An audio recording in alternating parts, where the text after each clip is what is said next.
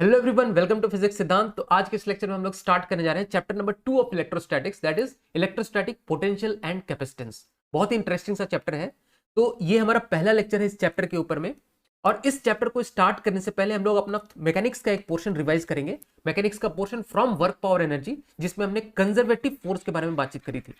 और conservative force का knowledge होना इस चैप्टर के लिए काफी इंपॉर्टेंट हो जाता है, क्योंकि कंजर्वेटिव फोर्स को अगर आपने नहीं समझा, दैट मीन्स आपने पोटेंशियल एनर्जी को सही ढंग से नहीं समझा है। और अगर आपने पोटेंशियल एनर्जी सही ढंग से नहीं समझा है, दैट मीन्स आप इलेक्ट्रोस्टैटिक पोटेंशियल एनर्जी को फील नहीं कर पाओगे। और आपके साथ क्या होगा कि आप इलेक्ट्रोस्टैटिक पोटेंशियल एनर्जी का बस फॉर्मूला याद करके बैठ जाओगे और वो भी एग्जाम में जाके भूल जाओगे।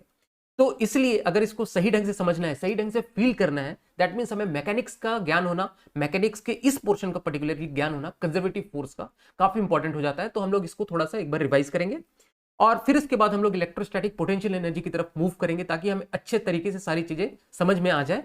और फिर इसके ऊपर हम लोग न्यूमेरिकल्स करेंगे। तो आज का जो पोर्शन हमारा रहेगा इलेक्ट्रोस्टैटिक से, वो इलेक्ट्रोस्टैटिक पोटेंशियल एनर्जी के बारे में हम लोग बातचीत करेंगे और उसमें खूब सारे न्यूमेरिकल्स देखेंगे। तो स्टार्ट करते हैं हमारा आज का लेक्चर। तो सबसे पहले अगर हम लोग बातचीत करें कंजर्वेटिव फोर्स और एक नॉन कंजर्वेटिव फोर्स, तो उनमें बेसिक डिफरेंस यही है कि कंजर्वेटिव फोर्स ऐसे फोर्स होते हैं जिनमें work done is independent of path. Independent of path, work done जो होगा that will be independent of path होगा। वहीं पे अगर मैं एक नॉन कंजर्वेटिव फोर्स के बारे में बातचीत करूं, तो work done will be, work done depends on path हम लोग बोल सकते हैं। इसके कुछ एग्जांपल्स अगर हम लोग बातचीत करें, तो जैसे हमने 11th में पढ़ा था ग्रेविटेशनल फोर्स, सबको पता है कि this is a conservative force, gravitational force. उसी तरह से हमने स्प्रिंग फोर्स पढ़ा था, स्प्रिंग फोर्स में हमने बात की थी कि स्प्रिंग फोर्स एक कंजर्वेटिव फोर्स होता है। उसी तरह अगर हम लोग 12th में बात करें, तो इलेक्ट्रोस्टैटिक फोर्स जो हमने पढ़ा है, electrostatic force, this is a conservative force, because in सारे फोर्सेस के लिए work done is independent of path. वहीं पे अगर मैं एक नॉन कंजर्वेटिव फोर्स के बारे में बातचीत करूं, तो नॉन कंजर्वेटिव फोर्स के एग्जांपल कौन कौन से होंगे? फ्रिक्शन, फ्रिक्शन में work done is depends on path. किस पाथ से हम लोग लेके गए, अगर हम लोग एक लंबे पाथ से लेके जाएं, म्यू अगर सेम है सब जगह के लिए, तो लंबे पाथ से के लिए उसमें वर्क डन ज्यादा हो जाएगा। वहीं पे एक शॉर्ट पाथ के लिए ले, सेम सब कुछ नॉर्मल रिएक्शन, फ्रिक्शन सरफेस का जो फ्रिक्शन वैल्यू है सब कुछ सेम रखें, तो उसमें कम हो जाएगा, फ्रिक्शन फ्रिक्शन का वर्क डन जो होगा वो कम हो जाएगा। दैट मीन्स फ्रिक्शन का जो वर्क डन होगा that will depend on path. तो इस तरह के जो फोर्स होते हैं उनको हम लोग नॉन कंजर्वेटिव फोर्स बोलते हैं। फ्रिक्शन एक एग्जांपल हो गया। नॉर्मल वो बात करें तो नॉर्मल फोर्स जो होता है वो भी नॉन कंजर्वेटिव फोर्स होता है। टेंशन फोर्स की बात करें तो इन सारे फोर्सेस के लिए जो वर्क डन है that is dependent on path.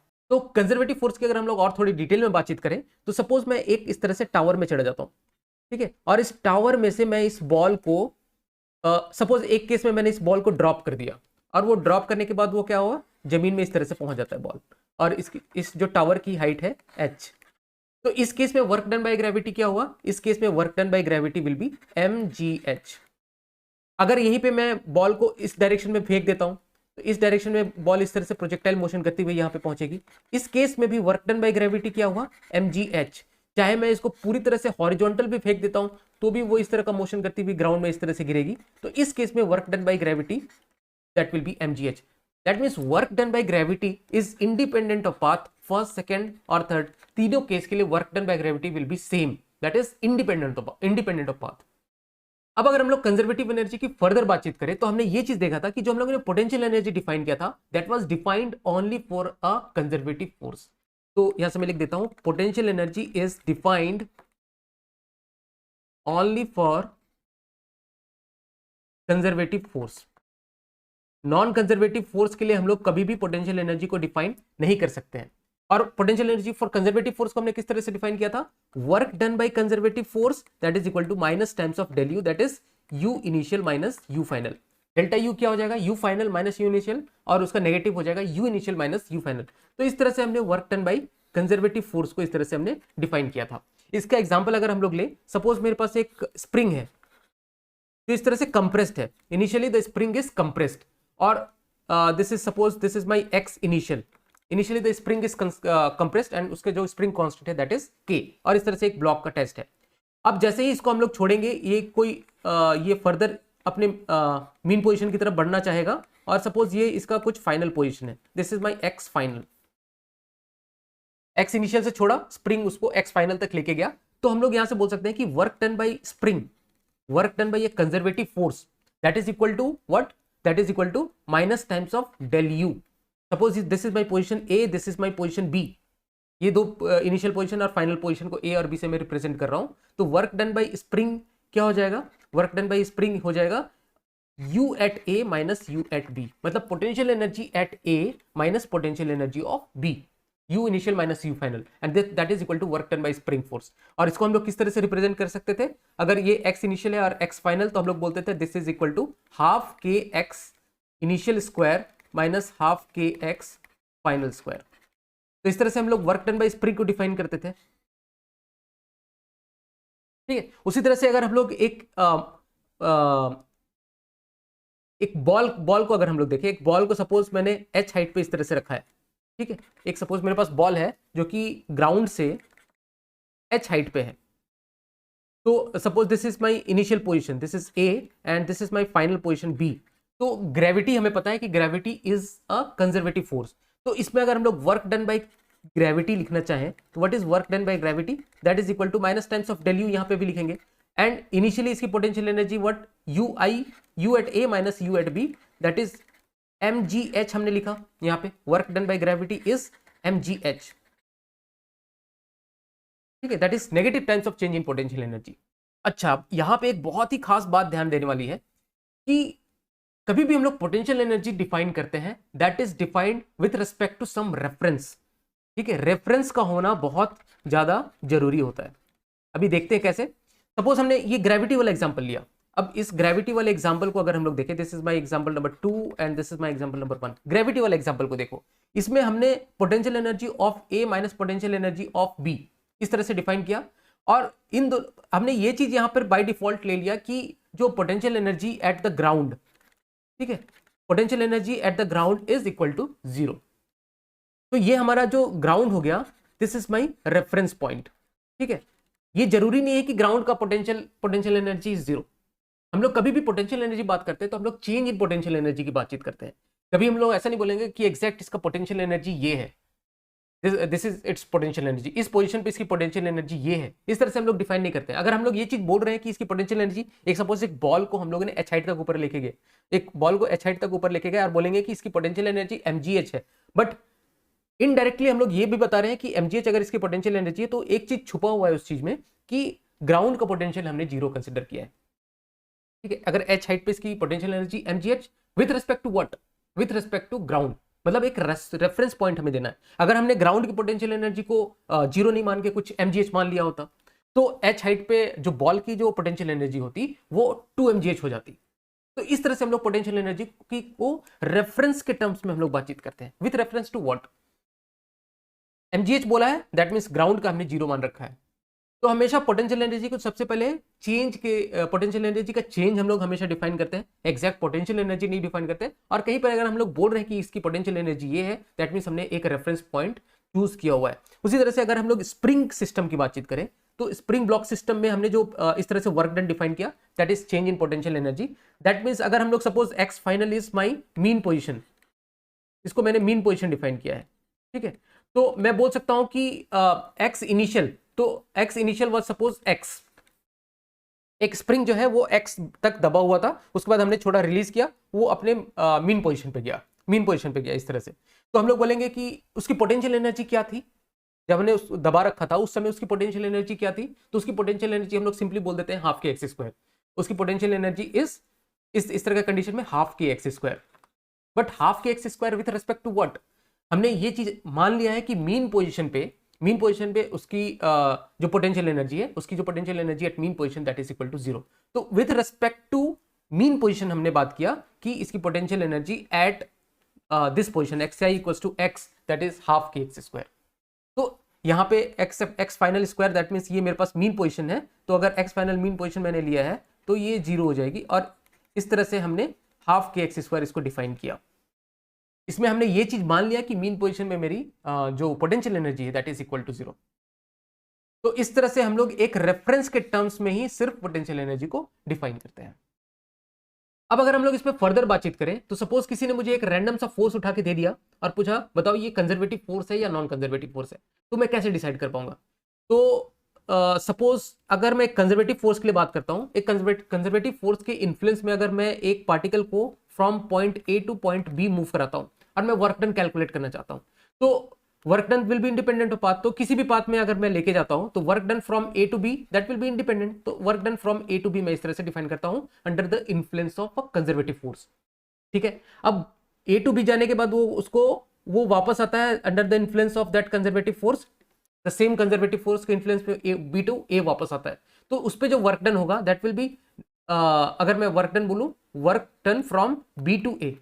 ठीक है, तो यहां से हम लोग देख सकते हैं अगर ये कंजर्वेटिव फोर्स है तो work done from A to B will be equal to negative of work done from B to A. ठीक है, work done from A to B that will be negative of work done from B to A. ठीक है, is equal to negative of work done from B to A. और मैं बोल सकता हूं कि work done in a closed path, क्योंकि path के इंडिपेंडेंट है ना, पाथ के इंडिपेंडेंट है मतलब अगर जहां से उसने स्टार्ट किया वहीं पे फिनिश करता है।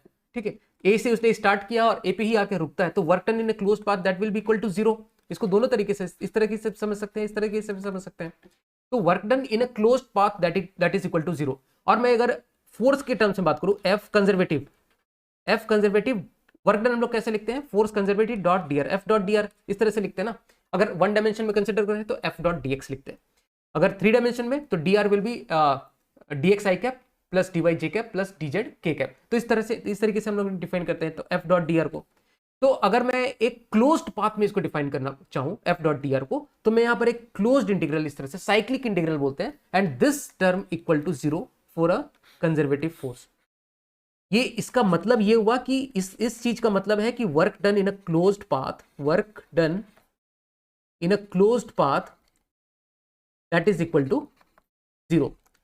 इसको अगर मैं फर्दर लिखना चाहूं, अगर मैं एक टर्म इसमें यूज कर रहा हूं कि अगर इस चीज को मैं फर्दर लिखना चाहूं तो इस टर्म को रिप्रेजेंट किया जाता है डेल क्रॉस एफ से। ठीक है, अभी से डरो मत, इसको मैं बहुत ही आसान चीज है और ये इतना आसान चीज है और इतना इफेक्टिव चीज है कि अगर ये तुमने यूज किया तो कोई भी फोर्स का फंक्शन दिया हुआ है तो तुम आइडेंटिफाई कर सकते हो कि that force function is conservative force और नॉट। बहुत ही इंपॉर्टेंट है, ये स्किप मत करना, ये बहुत ज्यादा इंपॉर्टेंट है। ये ऑपरेटर तुमने शायद नहीं देखा होगा बट ये ऑपरेटर काफी इफेक्टिव होता है। किसी भी जो फोर्स है, अगर कुछ फोर्स का कुछ फंक्शन दिया हुआ है तो तुम्हें पता अगर लगाना है कि दिस इज कंजर्वेटिव फोर्स और नॉट, तो इस तरीके से हम लोग देख सकते हैं। ठीक है, तो ये जो चीज है ना, ये cyclic integral of F dot d r equal to zero, तो उसी को दूसरे तरीके से हम लोग लिख सकते हैं del cross F equal to zero. अरे ये निकालते कैसे हैं, बहुत ही आसान है। सपोज मेरे पास एक फोर्स का फंक्शन है, कुछ भी फंक्शन है, F x i cap plus F Y j cap का कोफिशिएंट प्लस एक्स कैप का आई कैप का coefficient plus F Z k cap, इस तरह से दिया हुआ है। और मुझे पता लगाना है कि this force function is conservative और नॉट। तो मैं क्या करूंगा, मैं उसका क्रॉस प्रोडक्ट लूंगा डेल के साथ। दैट मींस डेल के साथ क्रॉस प्रोडक्ट कैसा होगा, i cap j cap k cap terms में, और आई कैप के नीचे मैं डेल बाई डेल एक्स लिखूंगा, partial differentiation with respect to x, partial differentiation with respect to y and partial differentiation with respect to z. और यहां पर मैं एफ एक्स एफ वाई और एफ जेड इस तरह से लिख लूंगा। ठीक है, अगर ये मेरा जीरो के इक्वल हो गया, अगर ये जीरो के इक्वल हो गया तो मैं बोलूंगा कि this force is a conservative force. इसका हम लोग एग्जांपल भी लेंगे, this force is a conservative force. अगर ये चीज बराबर इक्वल टू जीरो हो जाता है तो ये बहुत ही इफेक्टिव तरीका है अगर किसी भी फोर्स को जज करना है तुम्हें कि if this function is a conservative force, conservative function और नॉट, या फिर this force is a conservative force और नॉट, तो हम लोग इस तरीके से देख के बता सकते हैं कि ये फोर्स कंजर्वेटिव फोर्स है या नहीं है। इसका एक एग्जांपल हम लोग देखते हैं। तो सबसे पहले हम लोग इसको वापस एक बार लिख लेते हैं। डेल क्रॉस एफ मैंने बताया that should be equal to zero for a conservative force. तो डेल क्रॉस एफ हमने डिफाइन किया i cap j cap k cap del by del x del by del y del by del z, और यहां पर हमने F x F y F z इस तरह से रखा और इसको बोला कि if this equal to zero, if this condition satisfy then my force is conservative force. Suppose मुझे एक कोई फोर्स दिया हुआ है F vector that is equal to 2xy cube j cap i cap plus 3x square y square j cap, इस तरह का कुछ मुझे फोर्स दिया हुआ है और मुझे बताना है कि if this force is conservative और नॉट। अब देखने से तो बिल्कुल पता नहीं चलेगा कि ये फोर्स कंजर्वेटिव है या नहीं। अब हम लोग इसको इस ऑपरेटर के अंदर डाल देंगे। ठीक है, तो इस ऑपरेटर के अंदर देखो कैसे हम लोग कर सकते हैं, i cap j cap k cap लिखेंगे, यहाँ पर del by del x del by del y del by del z. ठीक है, अब एफ एक्स में डाल दिया, एफ एक्स में हम लोग क्या डालेंगे, आई कैप का coefficient 2xy cube, 2xy cube, F y में हम लोग डाल देंगे 3x² वाई स्क्वायर, और एफ जेड इस केस में एफ जेड जे, क्योंकि के कैप का कोई भी कोफिशिएंट नहीं ना, तो जीरो के कैप इसको हम लोग बोल सकते हैं। तो जीरो के कैप मतलब मैं इसको जीरो यहां से पुट कर सकता हूं। अब इसकी वैल्यू मैं निकालना चाहूँ, ठीक है, इस वैल्यू के बेसिस पे मैं बता सकता हूं कि दिस इज कंजर्वेटिव और नॉट। तो इसकी वैल्यू हम लोग लिख सकते हैं। आई कैप का कोफिशिएंट पहले देखते हैं। आई कैप का कोफिशिएंट क्या हो जाएगा? आई कैप के लिए हम लोग को del by del y of zero लेना पड़ेगा, minus del by del z of 3x² y square, ये आई कैप का कोफिशिएंट हो गया, प्लस अभी बीच में इसको डिटर्मिनेंट अगर खोलते हैं तो this is minus j cap, और माइनस जे कैप मतलब इसको छोड़ के बाकी वाला, तो del by del x of zero, del by del x of zero minus del by del z of this, del by del z of 2xy cube, plus k cap अगर हम लोग लें तो के कैप वाले टर्म को छोड़ते हुए del by del x of 3x² y square minus del by del y of 2xy cube. तो इस तरह का मेरे पास सिचुएशन आ जाता है। अगर ये टर्म जीरो है दैट मीन्स मेरा ये फोर्स कंजर्वेटिव है। तो अब ध्यान से देखो, ये देखो del of del y of zero, this is zero, ठीक है, जीरो का differential with respect to y. अब देखो 3x² वाई स्क्वायर का differentiation, partial differentiation with z, क्योंकि इसमें जेड का टर्म नहीं है तो ये इसको एक कांस्टेंट की तरह बिहेव करेगा और ये टर्म जीरो हो जाएगा। उसी तरह से del by del x of zero is zero, del by del z of 2xy cube, तो ये जेड के लिए ये पूरी तरह से ये कांस्टेंट हो गया, तो ये भी जीरो हो गया। उसी तरह से del by del x of 3x² y, इसमें हम लोगों को पार्शियल डिफरेंशिएशन लेना है with respect to x, x के साथ पार्शियल डिफरेंशिएशन इसका क्या हो जाएगा, एक्स को हम लोगों को वेरिएबल लेना है, बाकी सबको कांस्टेंट की तरह ट्रीट करना है, तो this will become 6x y square, ठीक है। उसी तरह से minus times of del by del y of 2xy cube, तो वाई क्यूब को हम लोग डिफरेंशिएट करेंगे तो ये हो जाएगा 6xy square, 6xy square. Effectively ये टर्म जीरो हो गया। तो जैसे ही हमने देखा कि ये टर्म जीरो हो गया, हम लोगों ने बोला कि this force function, this force is a conservative force, this is a conservative force. तो इस तरह से किसी भी फोर्स को देखते के साथ हम लोग इस तरह से बता सकते हैं कि ये फोर्स कंजर्वेटिव है या नहीं है। अब इसी बेसिस पे मैं अगर कुछ इंपॉर्टेंट कंक्लूजन ड्रॉ करना चाहूं तो देखो हम लोग क्या बोल सकते हैं कि अ कांस्टेंट फोर्स, एक constant force is always conservative, एक कांस्टेंट फोर्स ऑलवेज कंजर्वेटिव होगा। फॉर एग्जांपल अगर हम लोग फोर्स वेक्टर बात करें, सपोज मेरे पास है 2i cap plus 3j cap plus 4k cap, ठीक है, कुछ भी ले लो फोर्स वेक्टर, ये तो 3 डायमेंशन में, 2 डायमेंशन में कुछ ले लो 2i cap plus 5j cap, या फिर F vector that is equal to कुछ भी ले लो 4j कैप। इस तरह का कुछ भी एक मतलब अगर एक कांस्टेंट फोर्स इस तरह से मुझे दिया हुआ है तो मैं बोल सकता हूं this is conservative force, these all are conservative force. कैसे? सेम वही हम लोग यूज करेंगे, डेल क्रॉस एफ अगर हम लोग यूज करते हैं, सपोज पहले वाले में यूज करते हैं, ठीक है, तो डेल क्रॉस एफ हम लोग देखेंगे i cap, j cap, k cap, तो del by del x, del by del y और डेल बाई डेल जेड, और हम लोग यहाँ पे 2 3 4 रखते हैं। अभी देखो इसका पार्शियल डिफरेंशिएशन में किसी भी टर्म्स में लूँ, del x del by del x लूँ, डेल बाई डेल वाई लूँ, डेल बाई डेल जेड, ये सारा का सारा जीरो ही आने वाला है। दैट मीन्स मैं यहाँ से एक इंपॉर्टेंट कंक्लूजन निकाल सकता हूँ कि कोई भी अगर मेरे पास एक कांस्टेंट फोर्स है तो एक constant force is always conservative in nature. अब अगर हम लोग दूसरे टाइप की फोर्स की बातचीत करें तो दूसरे टाइप में से मेरे पास कुछ इस तरह का फंक्शन रहेगा फोर्स का, force vector that is equal to some function of x i cap plus some function of y j cap plus some function of z k cap. इस फॉर्मेट में अगर मेरे पास फोर्स रहेगा, जैसे आई कैप का जो भी कोफिशिएंट रहेगा this is the function of x only, j cap का जो कोफिशिएंट रहेगा this is the function of y only, या के कैप का जो फंक्शन रहेगा this is the function of z only. तो इस तरह के फंक्शन को मैं डायरेक्टली बोल सकता हूं कि this is conservative, this is conservative force, directly मैं बोल सकता हूं। मुझे डेल क्रॉस एफ और वो सब करने की जरूरत नहीं पड़ेगी, क्योंकि देखो अगर हम लोग सेम उसी फंक्शन से अगर हम लोग इसको प्रूव करने जाए, डेल क्रॉस एफ ही अगर ले तो i cap, j cap, k cap, del by del x, del by del y, del by del z, basically सारा जो कंक्लूजन लोग निकाल रहे हैं वो डेल क्रॉस एफ के बेसिस पे ही निकाल रहे हैं कि एक कांस्टेंट फोर्स को देखते के साथ हम लोगों को बोलना है कि दिस इज कंजर्वेटिव।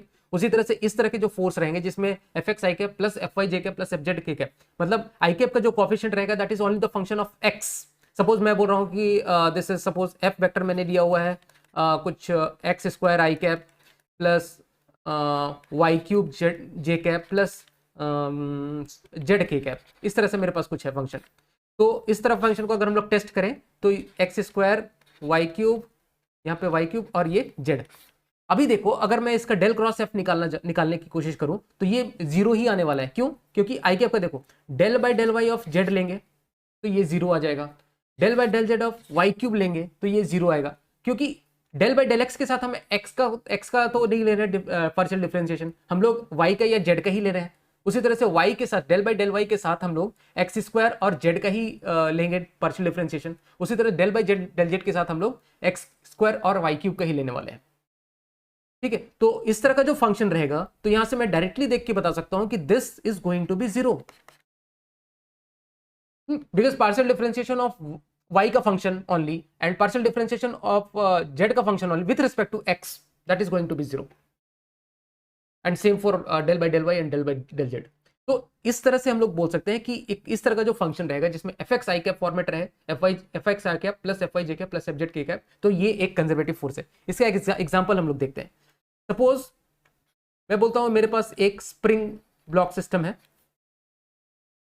ठीक है, और स्प्रिंग में फोर्स मैं सपोज इसको मैंने अपना एक्स एक्सिस माना हुआ है, this is my x axis, ठीक है, this is my x axis, और मैं इस पे फोर्स की बात करूं तो सपोज मैंने इसको खींच के रखा है, तो इस पे जो फोर्स लगेगा वो किस डायरेक्शन में लगेगा, इस डायरेक्शन में लगेगा, और वो कितना लगेगा के एक्स। तो मैं बोल सकता हूं इसमें जो फोर्स होगा, एक स्प्रिंग में जो फोर्स होगा, इसको अगर हमने एक्स डायरेक्शन मान रखा है तो this force that is equal to minus k x i cap, minus k x i cap, क्योंकि उल्टा डायरेक्शन में मैंने इसको एक्सटेंशन रखा, मीन पोजीशन से एक्सटेंड करके रखा है, तो वापस से उस पोजीशन में जाने की कोशिश करेगा, और उसको खींच के रखा है तो मीन पोजीशन की तरफ जाने की कोशिश करेगा, और इसमें force minus k x i cap इस फॉर्मेट का लगेगा। तो देखो ये कौन से फंक्शन में आ गया, आई कैप में सिर्फ एक्स का फंक्शन है, आई कैप में सिर्फ एक्स का फंक्शन है, दैट मीन्स मैं बोल सकता हूं कि this is conservative force. Directly देख के मैं बता सकता हूं कि this is a conservative force. तो एक स्प्रिंग फोर्स एक कंजर्वेटिव फोर्स हो गया।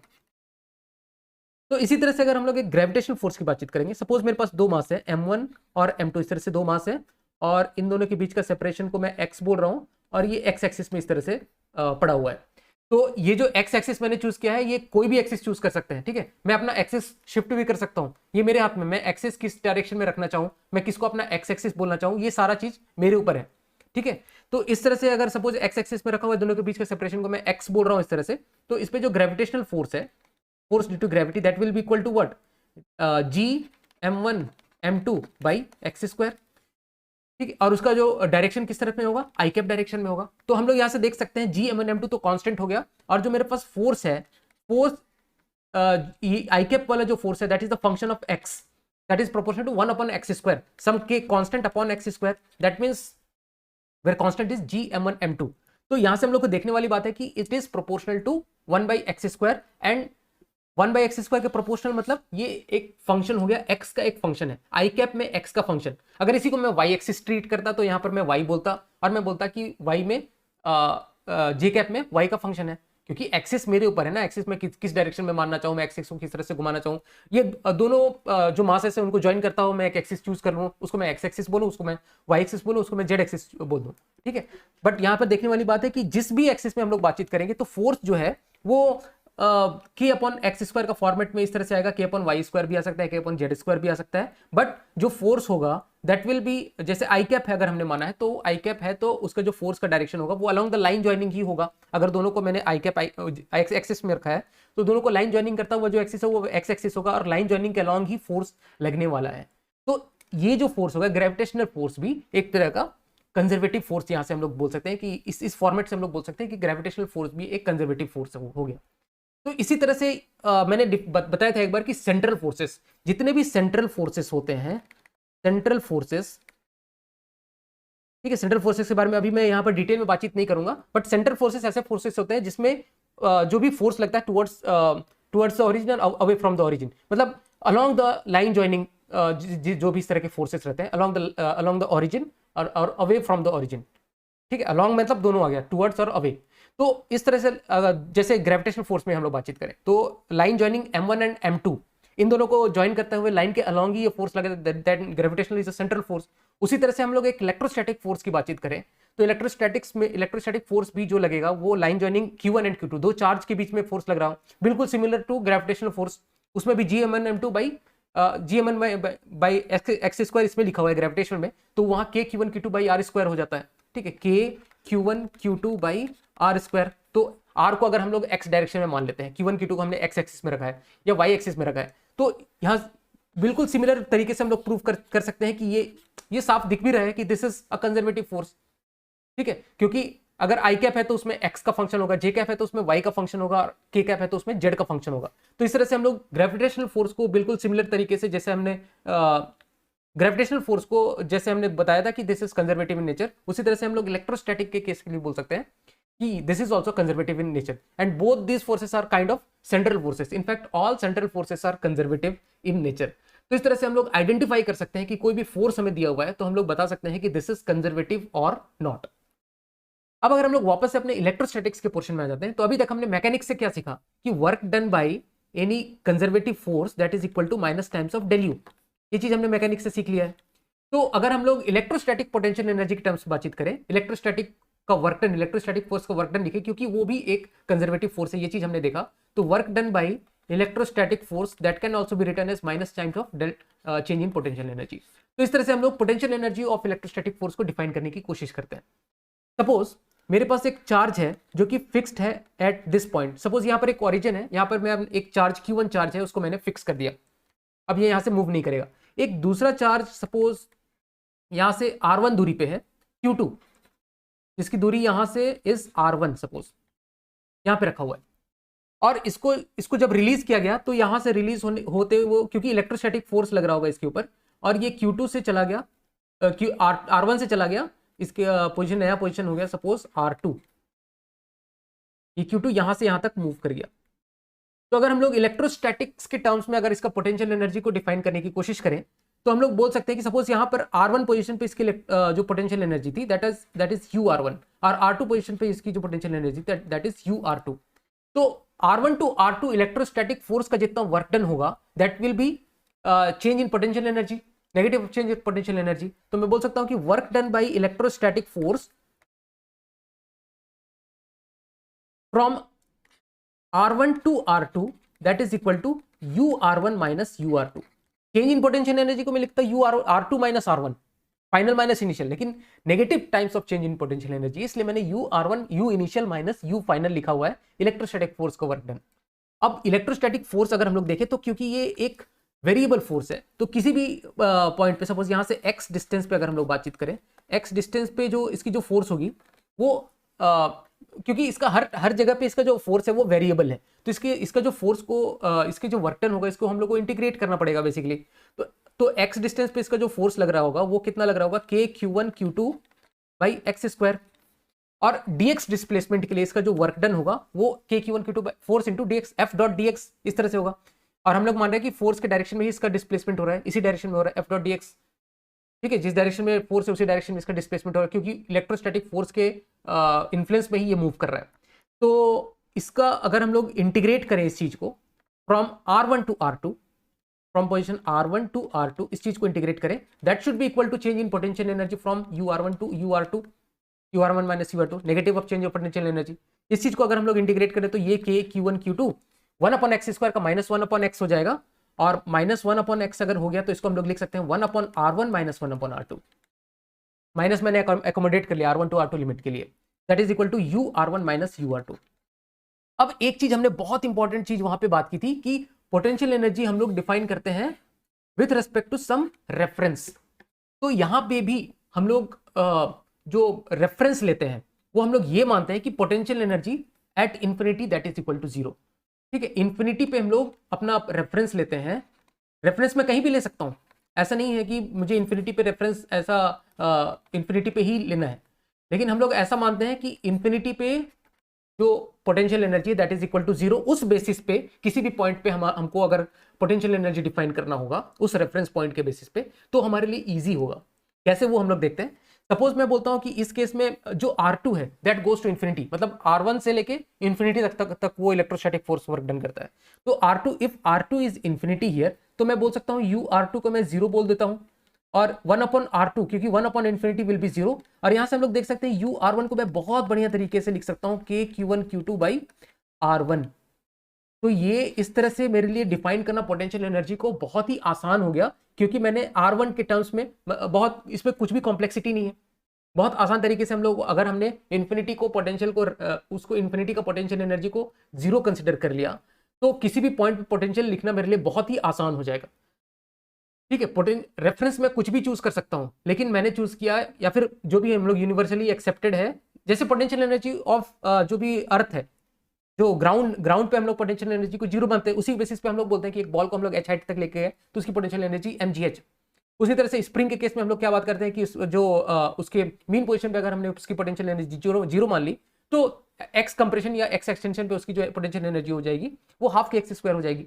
तो उसी बेसिस पे या उसी तरह से यहाँ पे हमने क्या मान लिया, इन्फिनिटी पे अपना रेफरेंस मान लिया, और इन्फिनिटी पे हमने पोटेंशियल एनर्जी को जीरो बोल दिया, और उसी बेसिस पे हम लोग किसी भी पॉइंट पे, किसी भी दूरी R1 पे हम लोग बोलेंगे कि इसकी जो पोटेंशियल एनर्जी होगी इस तरह के सिस्टम की, तो K Q1 Q2 दो चार्ज है, पॉइंट चार्ज उनके K Q1 Q2 by R1। तो इस तरह से मुझे डिफाइन करना मेरे लिए आसान हो गया, और हम लोग और हमेशा ऐसा नहीं बोलते रहेंगे कि हाँ मैंने assuming potential energy to be zero at infinity, ये बार बार मुझे बोलने की जरूरत नहीं है। जैसे हम लोग अर्थ मास सिस्टम के लिए क्या बोलते हैं कि मैंने मास को उठाया h हाइट तक लेके गया, तो दैट मींस इसकी पोटेंशियल एनर्जी mgh। बार बार हम लोग उसमें लिखते नहीं रहते हैं कि मतलब assuming potential energy of earth to be, assuming the ground level to be zero, potential energy of ground level to be zero, assuming mean position of at mean position at X mean position पे potential energy zero in case of spring block system. ऐसा हम लोग बार बार नहीं बोलते हैं। अगर हम लोगों ने एक बार डिफाइन कर दिया मतलब कर दिया, और इसी बेसिस पे हम लोग अब सारी बातचीत करेंगे कि जो इन्फिनिटी है वहां का रेफरेंस पोटेंशियल एनर्जी हम लोग जीरो कंसिडर करेंगे, और उस बेसिस पे हम लोग किसी भी पॉइंट का पोटेंशियल एनर्जी इसमें इस बेसिस पे हम लोग लिख सकते हैं। अब अगर हम लोग पोटेंशियल एनर्जी की थोड़ी और फील लेना चाहें, तो पोटेंशियल एनर्जी को हम लोग बोलते हैं this is the energy required to form the system. हम लोग सिस्टम की पोटेंशियल एनर्जी बोलते हैं। फॉर एग्जाम्पल अगर हम लोग बातचीत करें, एक बॉल है और उस वो बॉल h हाइट पे है, तो h हाइट पे होने की वजह से उस पे पोटेंशियल एनर्जी कितनी है, mgh उसकी पोटेंशियल एनर्जी। बट उस पोटेंशियल एनर्जी जो अभी उसके पास पोटेंशियल एनर्जी है, वो पोटेंशियल एनर्जी उसको किसी ना किसी ने दी होगी, कोई ना कोई इसको h हाइट तक ऊपर लेके गया होगा, तभी उसके पास पोटेंशियल एनर्जी है कुछ। ठीक है, उसी तरह से एक स्प्रिंग जो कि x कंप्रेस्ड है, अगर एक स्प्रिंग x कंप्रेस्ड है, तो उसकी पोटेंशियल एनर्जी इज हाफ के एक्स स्क्वायर, बट उसको किसी ना किसी ने एक्सटर्नल एजेंट ने कंप्रेस किया होगा। ऐसा नहीं कि स्प्रिंग खुद से ही कंप्रेस हो गई, एक्स तक कंप्रेस हो गई, और पोटेंशियल एनर्जी उसके पास हाफ के एक्स स्क्वायर है, उसको उसके ऊपर किसी ना किसी ने वर्क डन किया होगा, तभी उसके पास पोटेंशियल एनर्जी है। उसी तरह से अगर हम लोग सिस्टम ऑफ चार्जेस की बात करें, तो सिस्टम ऑफ चार्जेस में भी किसी ना किसी ने वर्क किया होगा, या फिर कुछ एक्सटर्नल वर्क डन हुआ होगा, उसके बेसिस पे और उसकी वजह से हम लोग बात करेंगे, उसकी वजह से उस पर पोटेंशियल एनर्जी स्टोर्ड है। ठीक है, और जैसे ही हम लोग उसको छोड़ते हैं, तो वो क्या होगा, वो पोटेंशियल एनर्जी उसके काइनेटिक एनर्जी में चेंज हो जाएगी, सच दैट अगर एक कंजर्वेटिव फोर्स के इन्फ्लुएंस में अगर हम लोग बातचीत करें, तो क्या होगा कि जो काइनेटिक एनर्जी में जितनी potential energy plus kinetic energy, जो टोटल मैकेनिकल एनर्जी है, that will B conserve for a conservative force. ये हमको मैकेनिक्स से आइडिया है। ठीक है, तो जैसे ही अगर हमारे पास कुछ पोटेंशियल एनर्जी है, हमने उसको छोड़ा, तो वो काइनेटिक एनर्जी में कुछ कन्वर्ट होने लगेगा, सच दैट उसका potential energy plus kinetic energy remains conserved for only for a conservative force, only under the influence of a conservative force. ठीक है, ये तो अलग बात हो गई।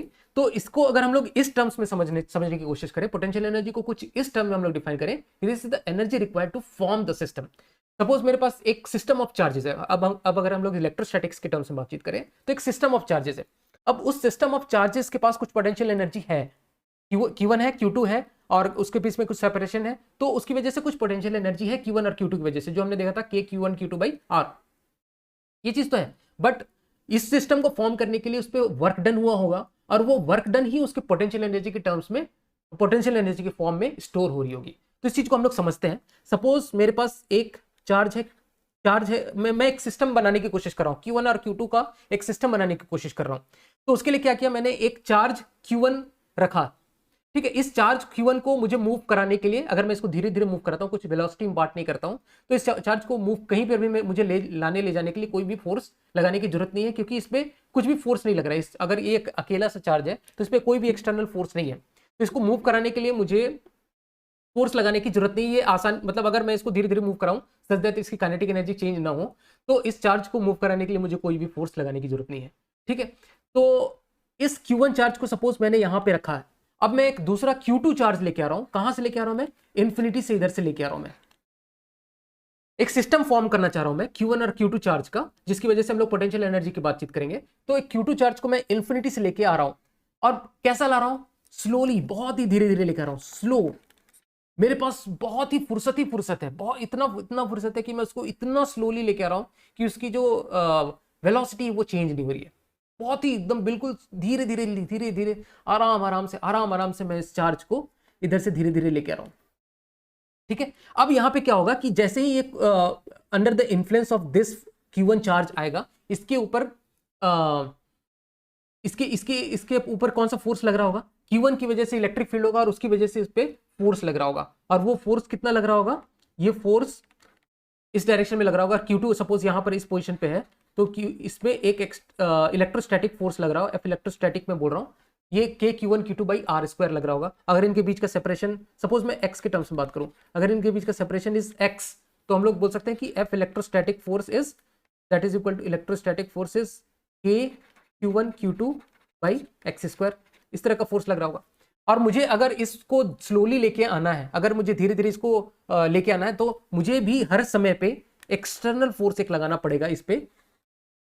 ठीक है, इस तरह से एक एक्सटर्नल फोर्स, ये मैं फोर्स लगा रहा हूं, जो एक्सटर्नल एजेंट लगा रहा है, ये मैं इसको लेके आ रहा हूं। तो मैं इसको अगर स्लोली मुझे लेके आना है, तो जो फोर्स लग रहा है उसको कंपनसेट करने के लिए मुझे एक्सटर्नल फोर्स इस तरह से लगातार लगाना पड़ेगा। और ये जो मेरा एक्सटर्नल फोर्स होगा वो वेरिएबल होगा, क्योंकि मेरा इलेक्ट्रोस्टैटिक फोर्स इज वेरिएबल। और मेरा मेन मकसद क्या है? मुझे एक सिस्टम फॉर्म करना है, Q1 और Q2 की वजह से एक सिस्टम फॉर्म करना है।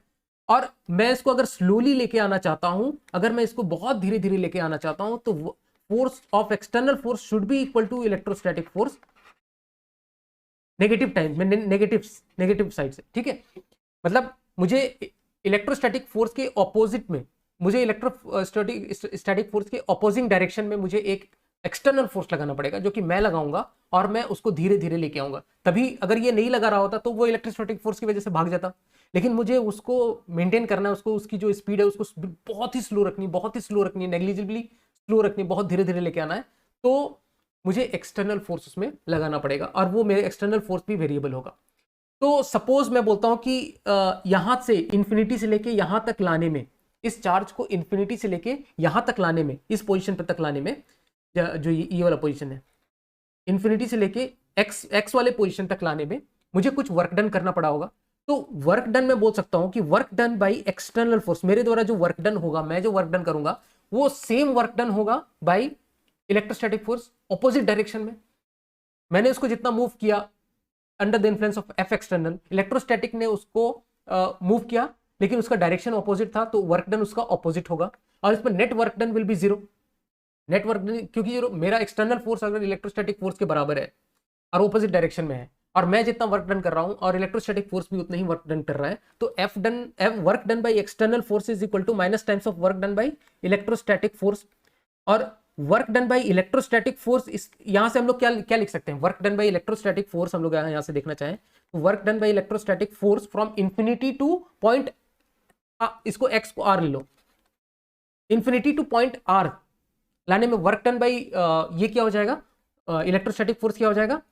K Q1 Q2 बाई, अगर x के टर्म्स में इंटीग्रेट करें, K Q1 Q2 by x square force F dot D x from infinity से लेके मैं इसको R तक लेके आ रहा हूं। This is work done by electrostatic, और ये नेगेटिव में होगा। Work done by electrostatic will be negative, क्योंकि फोर्स के ऑपोजिट डायरेक्शन में डिस्प्लेसमेंट है।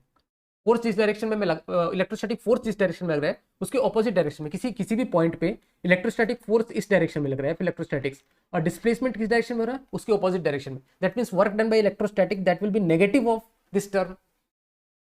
ठीक है, तो इसको हम लोग निकालना चाहें तो this will be equal to minus times of K Q1 Q2 by R। इतना work done by electrostatic force आया। This is the work done by electrostatic force. और ये वर्क डन बाई इलेक्ट्रोस्टैटिक है, that means work done by external agent क्या हो गया? इसका negative, that means K into Q1 into Q2 by R। This is the work done by external agent from moving that Q2 charge from infinity to point x equals to R। R पे this is my x equal to R. इस point तक लाने में जो work done by external agent है, जो मैंने इस पे वर्क डन किया है, जो एक्सटर्नल वर्क डन हो रहा है, that is K Q one Q two by R. और ये जो K Q one Q two by R है, this is the energy required to form the system of Q1 and Q2। This is important. This work done, जो भी मेरा work done हुआ, तो वो उसके एनर्जी के फॉर्म में स्टोर हुआ, इस सिस्टम के एनर्जी के फॉर्म में स्टोर हुआ, जो Q1 और Q2 का जो सिस्टम ऑफ चार्जेस के एनर्जी के फॉर्म में स्टोर हुआ, और that is equal to K Q1 Q2 by R. This is the work done to this is the energy. This energy was required to form this system. और वो energy किसने दी? वो मैंने दी, वो एक्सटर्नल एजेंट ने दी। तो हम लोग कुछ इस तरह से इसको समझ सकते हैं। अब इसके ऊपर हम लोग कुछ न्यूमेरिकल्स देखते हैं। तो सबसे पहले छोटे छोटे न्यूमेरिकल्स देखेंगे, फिर इसके कॉन्सेप्ट को समझते हुए हम लोग फिर बड़े न्यूमेरिकल्स पे फिर हम लोग अप्लाई करेंगे। तो सपोज मेरे पास इस तरह का सिस्टम ऑफ चार्ज है Q और Q। इस सिस्टम ऑफ चार्ज की वजह से सपोज दोनों के बीच का सेपरेशन इस A, तो मैं इसकी पोटेंशियल एनर्जी डिफाइन करूंगा for this system of charges KQ square by A। इसको अगर हम लोग स्टेप वाइज देखें, तो सबसे पहले एक चार्ज हम लोग लाया, इस चार्ज को लाने में हमारा कुछ भी वर्क नहीं हुआ, और अब अपने दूसरे चार्ज को ला रहे हैं, क्योंकि ये पहला, इसको मैं पहला बोल देता हूं, और दिस इज दूसरा। तो पहले चार्ज की वजह से, पहले चार्ज की इन्फ्लुएंस में हम लोग दूसरे चार्ज को लेके आ रहे हैं, तो उसकी वजह से हम लोग पोटेंशियल एनर्जी को डिफाइन करेंगे। तो सपोज मैं यहां तक लेके आया, तो हम लोग बोलेंगे कि potential energy of 2 due to 1 that is equal to KQ square by A। क्योंकि 1 नहीं रहता तो इसकी पोटेंशियल एनर्जी हम लोग डिफाइन नहीं कर पाते, ठीक है। तो 1 है, उसकी वजह से इसकी जो पोटेंशियल एनर्जी होगी that is KQ square by A। अब सपोज मेरे पास कुछ इस तरह का चार्ज कॉन्फ़िगरेशन है, 3 चार्जेस हैं जो कि वर्टिसेस ऑफ इक्विलेटरल ट्रायंगल में इस तरह से रखे हुए हैं, और इसकी side length is A suppose. तो इस तरह का चार्ज कॉन्फ़िगरेशन बनाने में कितनी एनर्जी खर्च हुई? तो जो भी एनर्जी सिस्टम ऑफ चार्जेस को बनाने के लिए, इस चार्ज कॉन्फ़िगरेशन को बनाने के लिए जो भी एनर्जी खर्च हुई, वही तो इसके स्टोर्ड पोटेंशियल एनर्जी के फॉर्म में स्टोर हुई। तो इसको हम लोग स्टेप वाइज देखते हैं। सपोज मैं बोलता हूं कि this is my charge number 1, this is my charge number 2 and this is my charge number 3। अब मैं एक एक करके चार्ज को लाता हूं और इस कॉन्फ़िगरेशन को बनाने की कोशिश करता हूं और देखता हूं कि कितनी एनर्जी इसमें स्टोर हो रही है। तो सपोज मैं चार्ज नंबर 1 को लेके आता हूं, तो चार्ज नंबर 1 को लेके आने में कोई भी एनर्जी खर्च हुई नहीं, क्योंकि कोई भी इसमें इलेक्ट्रोस्टैटिक फोर्स नहीं लग रहा था। तो इसमें एनर्जी जो खर्च हुई दैट इज इक्वल टू 0, और इसलिए हम लोग बोलेंगे कि इसकी पोटेंशियल एनर्जी विल बी 0। अब मैं दूसरा चार्ज लेके आता हूँ। अब दूसरे चार्ज लेके आने में क्या हुआ कि इस पे 1 की वजह से जो 1 की वजह से इसमें फोर्स लग रहा होगा, और उसकी वजह से जो भी एक्सटर्नल एजेंट का वर्क डन आया होगा, और वो वर्क डन एनर्जी के फॉर्म में स्टोर हो रहा होगा। तो मैं इसको रिप्रेजेंट करता हूं potential energy of 2 due to 1, क्योंकि 1 प्रेजेंट है, उसका कुछ फील्ड है, उसकी वजह से वर्क डन हो रहा है, और उसकी वजह से वो एनर्जी स्टोर हो रही है, और इस सिस्टम को, इस कॉन्फ़िगरेशन को बनाने के लिए कुछ एनर्जी लग रही है। तो वो एनर्जी इसके पोटेंशियल एनर्जी के फॉर्म में स्टोर होगी। तो U potential energy of 2 due to 1 due to presence of 1 that is equal to KQ square by A। KQ1 Q2 by A हम लोग यूज करें यहाँ पे। अब मैं तीसरा चार्ज लेके आ रहा हूँ। तीसरा चार्ज लेके आने में एनर्जी कितनी लग रही है इसको? तो potential energy of 3 due to 1 plus potential energy of 2 due to 1, और दोनों इस केस में कितना हो गया? KQ स्क्वायर बाई A, क्योंकि दोनों का डिस्टेंस इज सेम। तो KQ square by A plus KQ square by A। तो मैं टोटल पोटेंशियल एनर्जी लिखूंगा, total potential energy of this system. तो U1 तो 0 है, तो U21 plus U31 plus U, यहाँ पर सॉरी, यहाँ पर 2 3 होगा, U23 है।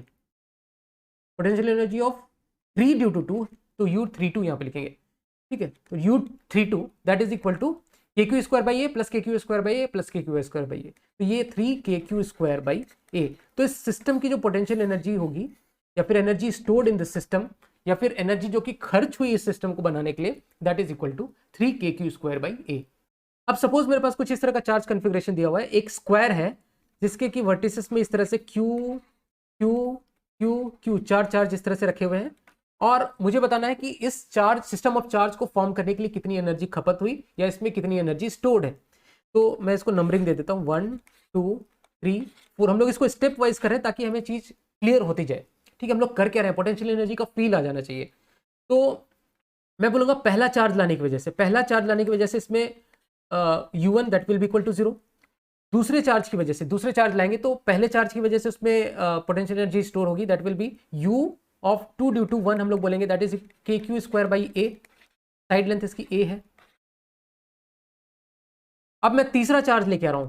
अब तीसरे चार्ज में क्या क्या आएगा देखो। तीसरे चार्ज की वजह से, पहले चार्ज की वजह से u ऑफ 3 ड्यू टू 1 आएगा, that is equal to K Q square by ए। अब कितना हो गया इस केस में, ए हो गया यहां पर से √2a, के क्यू स्क्वायर बाई √2a। अब ये तो u31 हो गया, व्हाट इज u32? 2 की वजह से कितना आएगा, 2 की वजह से देखो इनका डिस्टेंस a ही है, तो इसमें के क्यू स्क्वायर बाई a लिख सकता हूं यहाँ पे, ये u32 हो गया। अब चौथे चार्ज की वजह से लिखो इसमें, ये तो तीसरे चार्ज की वजह से हो गया ना, चौथे चार्ज की वजह से कितना होगा, तो u उसमें आ जाएगा u of 4 due to 1 plus u of 4 due to 2 plus u of 4 due to 3। अब u ऑफ 4 ड्यू टू 1 कितना हो जाएगा, u ऑफ 4 ड्यू टू 1 हो जाएगा, क्योंकि डिस्टेंस a है तो K Q square by a। 4 due to 2, देखो 2 की वजह से कितना होगा, √2a डिस्टेंस यहाँ से, तो K Q square by √2a plus 4 due to 3, ये कितना हो जाएगा, के क्यू स्क्वायर बाई a, क्योंकि दोनों के बीच का सेपरेशन इसे। और मैं बोलूंगा total energy required to form this system will be sum of all this energies. तो मैं बोल सकता हूँ कि टोटल कितना लग गया इसको, के क्यू स्क्वायर बाई ये कितने बार आ गया, 1 बार 2 बार 3 बार 4 बार, 4 टाइम्स ऑफ के Q square by A plus के क्यू स्क्वायर बाई √2a, के क्यू स्क्वायर बाई √2a, तो के 2 टाइम्स ऑफ के क्यू स्क्वायर बाई √2a। तो यहाँ से हम लोग के क्यू स्क्वायर बाई ए अगर कॉमन निकाल देते हैं तो दिस विल बिकम 4 प्लस √2। तो इस सिस्टम की जो टोटल पोटेंशियल एनर्जी होगी that will be equal to K Q square by A into 4 plus √2। तो यहां से हम लोग क्या ऑब्जर्व करते हैं कि जैसे जैसे मेरे पास नंबर ऑफ चार्जेस बढ़ते जा रहे हैं, वैसे वैसे मेरे कॉम्प्लेक्सिटी बढ़ती जा रही है, वैसे वैसे मुझे नंबर ऑफ टर्म्स बहुत सारे लिखने पड़ रहे हैं। फॉर एग्जाम्पल अगर हम लोग 2 चार्ज सिस्टम की बात कर रहे थे, तो 2 चार्ज के लिए हमें नंबर ऑफ टर्म्स कितने लिखे थे, 1 लिखे थे, दैट इज u21, बस ये लिखा था, u1 तो 0 था। उसी तरह से 3 चार्ज सिस्टम के लिए हमने क्या लिखा था, 3 चार्ज सिस्टम के लिए हमने नंबर ऑफ टर्म्स कितने लिखे थे, 3 चार्ज सिस्टम में नंबर ऑफ टर्म्स लिखे थे 3। कौन कौन से, u ऑफ 1 तो 0 था, u221 प्लस u ऑफ 3 जो तीसरा चार्ज लाया था उसकी दूसरे चार्ज की वजह से और पहले चार्ज की वजह से। तो इस तरह से हमने लिखा था। 4 चार्ज के लिए हमने नंबर ऑफ टर्म्स कितने लिखे थे, हमने 4 चार्ज जो सिस्टम ऑफ चार्ज थे उसके लिए लिखे थे, शुरू में u1 0 था, u21 लिखा था हमने, फिर u of 3 due to 2 plus u of 3 due to 1 plus u of 4 due to 1 plus u of 4 due to 2 plus u of 4 due to 3। कितने टर्म्स हो गए, 1 2 3 4 5 6, 4 चार्ज के लिए 6 हमने लिखे थे टर्म्स। उसी तरह से मैं बात करूं कि अगर मेरे पास n चार्ज हो जाए, तो यहां से देखो एक ये पैटर्न फॉलो कर रहा है, अगर n चार्ज हो जाए तो मेरे पास नंबर ऑफ टर्म्स जो हो जाएंगे, नंबर ऑफ टर्म्स की अगर मैं बात करूं, दिस विल बी nc2, क्योंकि हर एक का 2-2 पेयर मुझे बनाना है ना, 2-2 पेयर की वजह से मुझे पोटेंशियल एनर्जी निकालना है, तो n में से मुझे 2-2 का सिलेक्शन लेना है। तो नंबर ऑफ टर्म्स मेरे पास इस तरह से कॉम्प्लेक्सिटी में बढ़ते जाएंगे, nc2 के कॉम्प्लेक्सिटी में बढ़ते जाएंगे। जैसे 2 चार्ज के लिए 2c2 was 1, 3 चार्ज के लिए 3c2 was 3, उसी 4 चार्जेस के लिए 4c2 was 6, उसी तरह 5 चार्जेस के लिए मैं दिखाऊंगा 5c2 that is equal to 10। तो इस तरह से मेरे कॉम्प्लेक्सिटी बढ़ती जाएगी बढ़ती जाएगी। तो इसके लिए हम लोग क्या करेंगे, जो भी हमारे पास अगर मान लो सिमेट्रिक चार्ज कॉन्फ़िगरेशन अगर मुझे दिया हुआ है, तो उसमें हम लोग एक शॉर्ट ट्रिक इसके लिए डेवलप करेंगे और हम लोग देखेंगे, उसको पहले डिराइव करेंगे कि किस तरह से हम लोग वो शॉर्ट ट्रिक अप्लाई कर सकते हैं, उसको किस तरह से डिराइव कर सकते हैं, वो सारी चीजें हम लोग देखेंगे। जैसे हमारे पास ये जो चार्ज था, चार्ज कॉन्फ़िगरेशन, अगर हम लोग बात करें यहाँ पे, तो यहाँ पे सारे चार्ज एक दूसरे से सिमेट्रिक थे। जैसा ये चार्ज बाकियों के लिए, वैसा ये चार्ज बाकियों के लिए, तो एक तरह का सिमेट्री यहाँ पे मुझे दिख रही है। उसी तरह ट्राइंगल में, एक इक्विलेटरल ट्राइंगल में भी मेरे पास सिमेट्री थी। तो इस तरह के सिमेट्रिक चार्ज कॉन्फ़िगरेशन के लिए हम लोग एक शॉर्ट मेथड डेवलप कर सकते हैं, अदरवाइज ये लिखते लिखते तो हम लोग मर जाएंगे। इतने सारे टर्म्स लिखेंगे, अगर कोई बड़ा, अगर मुझे मान लो एक क्यूब दे दिया गया, तो क्यूब के लिए अगर हम लोग लिखने चाहें तो वो क्यूब में भी हर एक चार्ज एक दूसरे के रिस्पेक्ट में सिमेट्री होगा, वो भी हम लोग देखेंगे। तो हम लोग देखते हैं, पहले उसको डेवलप करने की कोशिश करते हैं हम लोग कि किस तरह से हम लोग सिमेट्रिक चार्ज कॉन्फ़िगरेशन की वजह से हम लोग उसको लिख सकते हैं। तो अगर हम लोग एक ट्रायंगुलर चार्ज कॉन्फ़िगरेशन की बात करें, तो सपोज मेरे पास चार्ज यहाँ पे क्यू रखा हुआ है, यहाँ पे क्यू रखा हुआ है और इस तरह से क्यू रखा हुआ है और साइड लेंथ इज ए, इस तरह का सिस्टम था। तो यहाँ ये पहला चार्ज था, ये दूसरा चार्ज था और ये तीसरा चार्ज था। तो यहाँ पर हम लोग ने क्या लिखा, U total that was equal to u1 तो हमने हटा दो, वो 0 है, that u of 2 due to 1 plus u of 3 due to 2 plus u of 3 due to 1। इस तरह से हमने टोटल इसकी पोटेंशियल एनर्जी लिखी थी। इसको अगर हम लोग एक काम करते हैं, इसको हम लोग 2 से मल्टीप्लाई डिवाइड कर दो, तो 1/2 मैं लिख सकता हूँ, 1/2 times of u21 plus u2 times of u32 plus 2 times of u31, इस तरह से मैं लिख सकता हूँ। अच्छा, मैं इसको फर्दर ऐसा लिख सकता हूँ कि यार u21 और u12 दोनों बराबर होंगे, ठीक है, यू पहले मैं 1 को लेके आऊँ और 2 की वजह से देखूँ, या 2 को लेके आऊँ और 1 की वजह से देखूँ, तो दोनों सेम ही होंगे। तो मैं बोल सकता हूँ this is u12 plus u21 plus उसी तरह u32 को मैं दो टर्म्स में डिवाइड कर रहा हूँ। u32 सॉरी, u32 को मैं लिखूंगा u32 प्लस u23, उसी तरह से u31 को मैं लिखूंगा u13 प्लस u31। इस तरह से मैं लिख सकता हूं। अब मैं इसी को u2 टोटल को मैं यहां पे लिख रहा हूं हाफ ऑफ, अभी देखो मैं क्या कर रहा हूं, u12 और u12 u13 को मैं कंबाइन कर रहा हूं। u12 और 13 को मैं अगर कंबाइन करूं तो मेरे पास क्या बनेगा, मैं u12 और u13 मतलब 1 जो पहला चार्ज है उसकी potential energy because of 2 and 3 मैं इस तरह से डिफाइन कर रहा हूं। ठीक है, इस तरह से हम लोग देखेंगे कि किस तरह से हम लोग एक शॉर्ट मेथड, एक शॉर्ट टर्म में हम लोग फाइनली अराइव करते हैं। तो हम लोग क्या करेंगे कि पहले जो चार्ज है उसका पोटेंशियल एनर्जी बिकॉज ऑफ दूसरे चार्ज और तीसरे चार्ज, उन दोनों का सम को मैं यहां से लिख रहा हूं u12 और u13। मतलब अगर मेरे पास बहुत सारे चार्ज है, मतलब 5 चार्ज है, सपोज 5 चार्ज है, 10 चार्ज है, कुछ भी है, 5 है अगर सपोज, तो वन में किस जो चारों चार्जेस की वजह से जो पोटेंशियल एनर्जी है उसको हम लोग u1 डिफाइन कर रहे हैं। और यहाँ पे 3 चार्ज हैं तो यहाँ पर कितने आएंगे, u12 plus u13 that is u1। मैं इसको इस तरह से डिफाइन कर रहा हूँ, मतलब 1 पे total potential energy because of बाकी सारे चार्जेस की वजह से। उसी तरह u2 में डिफाइन करूंगा 2 की पोटेंशियल एनर्जी बिकॉज ऑफ बाकी सारे चार्जेस, 2 की पोटेंशियल एनर्जी बिकॉज ऑफ बाकी दोनों चार्जेस। तो u21 एंड u23 को कंबाइन करके मैंने u2 लिखा, उसी तरह से मैं यहाँ पर u3 भी लिख सकता हूँ, u32 और u31 को। ये तो मैंने ट्राइंगल के लिए लिखा है, इस तरह से मैं किसी के लिए भी इस तरह से लिख सकता हूँ। तो ये मेरे पास टोटल एनर्जी इस तरह से आ जाती है। तो इसको हम लोग कैसे डिफाइन करेंगे, अगर मेरे पास सिमेट्री है, अगर मैं बोलूं कि देखो यहाँ पे ट्राइंगल में तीनों चार्ज जो रखे हुए हैं ये एक दूसरे के रेस्पेक्ट में सिमेट्रिक है, मतलब 1 का कॉन्फ़िगरेशन 2 और 3 के बराबर ही है। ठीक है, अगर मैं बोलूं कि 1 यहाँ पे रखा हुआ है और हम लोग देखें 2 और 3 का रिलेटिव पोजीशन भी 1 के रेस्पेक्ट में सेम ही है, उसी तरह से 2 रखा हुआ है उसका रिलेटिव पोजीशन 3 और 1 के रेस्पेक्ट में सेम ही है। तो u1 यहां से हम लोग बोल सकते हैं ना, u1 is equal to u2 equal to u3। देखो u1 हम लोग क्या लिखेंगे, potential energy of 1 due to 2 and 3, तो कितना हो जाएगा, u1 हम लोग लिखेंगे kq square by A plus kq square by A, u1 will be 2kq square by A in this case.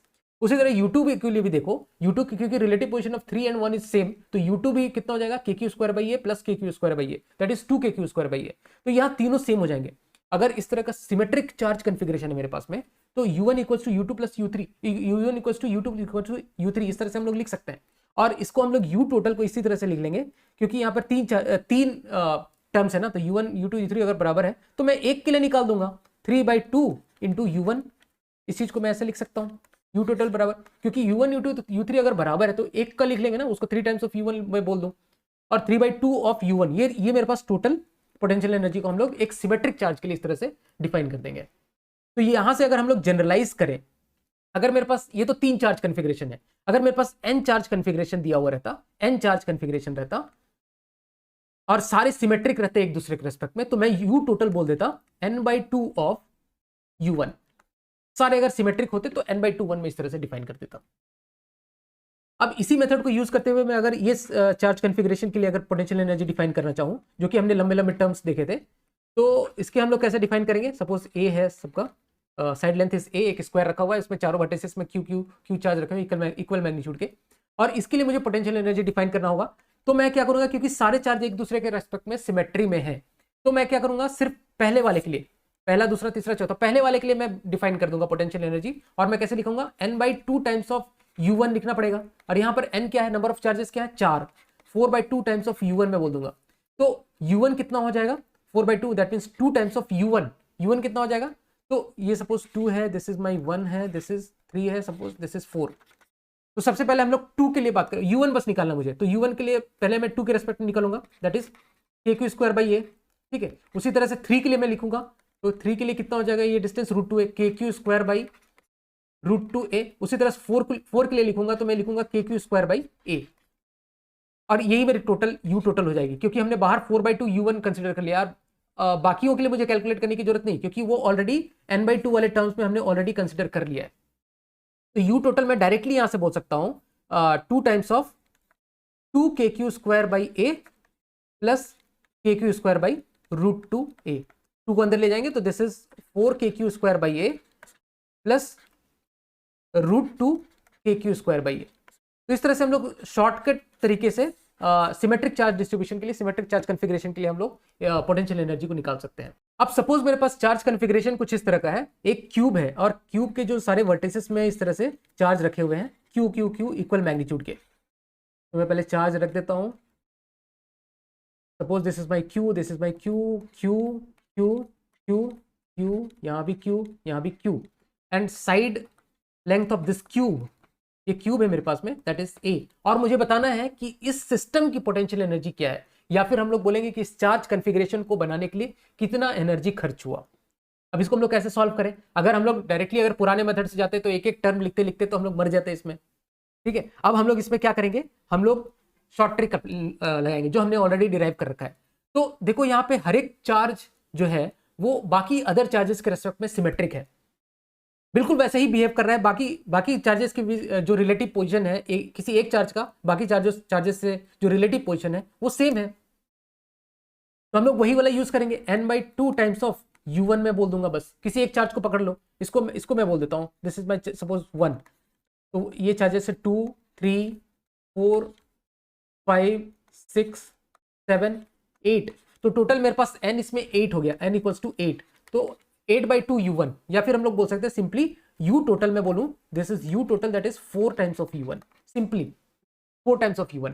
And what is u1? तो u टोटल में लिखता हूं 4 टाइम्स ऑफ, अब u1 लिखना है मुझे, u1 लिखना है तो पहले मैं 1 का 2 के साथ देखूं, 1 के 2 के साथ डिस्टेंस इज सेम, 1 का 4 के साथ इज डिस्टेंस सेम, 1 का 3 के साथ is distance same, that is a। तो मैं लिख सकता हूं इसको kq²/a, और 3 चार्ज की वजह से, इस चार्ज की वजह से, इस चार्ज की वजह से और इस चार्ज की वजह से, तीनों का सेम है तो 3kq²/a लिख सकता हूं, इनका इंटरेक्शन हो गया। प्लस अब देखो ये चार्ज 3 नंबर चार्ज ये √2a डिस्टेंस पे लोकेटेड है, उसी तरह से ये चार्ज भी √2a लोकेशन पे यहां से लोकेटेड है, ठीक है। और ये चार्ज भी √2 लोकेशन में, मतलब 3 चार्ज जो है वो √2a पे डिस्टेंस पे लोकेटेड है। तो मैं बोल सकता हूं 3kq²/√2a प्लस, और एक चार्ज जो 7वां नंबर जो चार्ज है यहाँ पे, वो चार्ज यहाँ से √3a डिस्टेंस पे लोकेटेड है, तो हम लोग इसको लिख लेंगे kq²/√3a। और इस तरह से हम लोग इसकी पोटेंशियल एनर्जी को डायरेक्टली डिफाइन कर सकते हैं, अदरवाइज ये बहुत ही ज्यादा लंबा पड़ता। तो सिमेट्री की मदद से इस तरह से हम लोग सिमेट्रिक चार्ज कॉन्फ़िगरेशन के लिए हम लोग पोटेंशियल एनर्जी को इस तरह से डिफाइन कर सकते हैं। अब सपोज मेरे पास कुछ इस तरह का सिचुएशन है, 3 चार्जेस रखे हुए हैं Q Q Q, और ये इक्विलैटरल ट्रायंगल है और तीनों के बीच का सेपरेशन इज a। इस तरह का सिचुएशन दिया हुआ है मुझे। अब इस सिस्टम को मैंने रिलीज कर दिया। अब इस सिस्टम को रिलीज करते हुए क्या होगा कि तीनों इस तरह से भागने लगेंगे। और कैसे भागेंगे? इस पे पहले पे फोर्स किस डायरेक्शन में लग रहा होगा? पहले पे फोर्स लग रहा होगा इस डायरेक्शन में और इस डायरेक्शन में, तो रिजल्टेंट ये इस डायरेक्शन में भागेगा, ए डायरेक्शन में भागेगा, दूसरा रिजल्टेंट इस डायरेक्शन में भागेगा, तीसरा रिजल्टेंट इस डायरेक्शन में भागेगा। और ये तीनों ऐसे भागेंगे कि ये वो लोग हमेशा एक इक्विलैटरल ट्रायंगल ही मेंटेन करेंगे। सिमेट्री से हमें पता चल रहा है यहाँ पे, क्योंकि तीनों पे इसी डायरेक्शन में फोर्स लगेगा कि तीनों एक ऊपर एक, तीनों सिमेट्रिकली एक इस तरह से भागेंगे और तीनों के बीच का इक्विलैटरल ट्रायंगल ऑलवेज मेंटेन रहेगा, ठीक है। और ऐसे भी क्योंकि इस पे नेट एक्सटर्नल अगर जैसे ही छोड़ देते हैं तो उसके बाद नेट एक्सटर्नल फोर्स 0 है, तो इसका सेंटर ऑफ मास मूव नहीं करना चाहिए। तो उसको मूव नहीं करने के लिए क्या होना चाहिए कि ये लोग दोनों ये तीनों सिमेट्रिकली मूव करेंगे और ये हमेशा एक इक्विलैटरल ट्रायंगल फॉर्म कर रहे होंगे। तो सपोज इनिशियली जिस पोजीशन पे छोड़ा गया तो इनके बीच का सेपरेशन वाज a, एक इक्विलैटरल ट्रायंगल था और वो सेपरेशन वाज a। अब जैसे ही ये लोग सपोज 2a लेंथ पे पहुंचते हैं, एक इक्विलैटरल 2a लेंथ पे एक इक्विलैटरल ट्रायंगल अगर फॉर्म कर रहे होंगे, तो इस पोजीशन पे मुझे इनकी वेलोसिटी बतानी है। ये जो तीनों चार्ज रखे हुए इस तरह से, इनकी वेलोसिटी क्या होगी, ठीक है। तो अब हम लोग इसको पोटेंशियल एनर्जी के कॉन्सेप्ट से बोल सकते हैं, क्योंकि हम लोगों ने बोला कि ये पोटेंशियल जो भी इलेक्ट्रोस्टैटिक पोटेंशियल एनर्जी जो है, इलेक्ट्रोस्टैटिक फोर्स जो है वो एक कंजर्वेटिव फोर्स है। अगर ये एक कंजर्वेटिव फोर्स है, क्योंकि इसके ऊपर और कोई नॉन कंजर्वेटिव फोर्स नहीं लग रहा है, दैट मींस इसकी mechanical energy will be conserve. Mechanical energy conserve, mechanical energy क्या होगी? Total kinetic energy plus potential energy, that will B conserve. तो जब इनिशियल पोजीशन पे थे तो इसकी कुछ पोटेंशियल एनर्जी होगी, और क्योंकि वो काइनेटिक एनर्जी इसकी इनिशियली 0 थी, क्योंकि वहां से उसको रिलीज किया गया था, और ये थी इनिशियली बात, और पोटेंशियल एनर्जी इनकी फाइनल पोजीशन पे कुछ होगी plus kinetic energy final position पे होगी। तो इस तरह से हम लोग इसको निकाल सकते हैं। तो इनिशियली इसकी पोटेंशियल एनर्जी कैसे निकालेंगे, हम लोगों ने ऑलरेडी निकाला था इसको 3kq²/a। ठीक है, 3 4 इक्विलैटरल ट्रायंगल में रखे हुए, तो इनके बीच का जो पोटेंशियल एनर्जी हमने ऑलरेडी निकाल कर रखा था, दिस इज 3kq²/a सिमेट्री से। उसी तरह से पोटेंशियल एनर्जी फाइनल क्या होगी, 3 इंटू kq², अब इनके बीच का सेपरेशन कितना हो गया, 2a, ये हो गया, प्लस काइनेटिक एनर्जी फाइनल, अगर सबका मास इज m मैं बोल रहा हूं, ठीक है, सबका मास q charge m, q is charge and mass is m, तो हम लोग बोलेंगे कितना, 3 टाइम्स ऑफ हाफ mv²।